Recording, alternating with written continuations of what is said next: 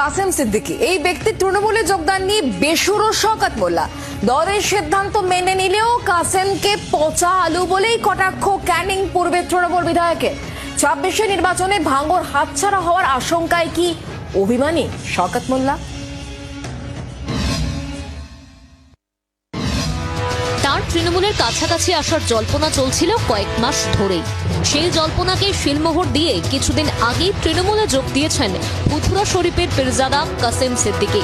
ঘাসফুলে যোগ দিয়েই পেয়ে গিয়েছেন দলীয় পদ। কাসেম এখন তৃণমূলের অন্যতম রাজ্য সাধারণ সম্পাদক। আর তা নিয়েই এবার বেসুরো ক্যানিং পূর্বের বিধায়ক শওকত মোল্লা।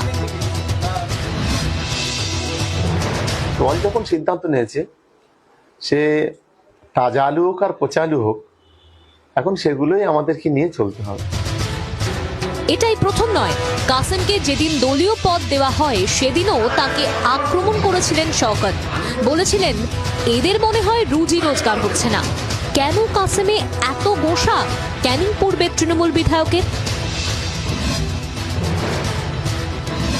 কাসেম ফুরফুরা শরীফের পীরজাদা আব্বাস সিদ্দিকীর তুতো ভাই। সেই হিসেবে ভাঙড়ের আইএসএফ বিধায়ক নওসাদ সিদ্দিকীরও ভাই। কাসেমের তৃণমূলের যোগদানের পর জল্পনা ছড়ায় ভাঙড়ে নওসাদের বিরুদ্ধে প্রার্থী হতে পারেন কাসেম। তাতেই কি মন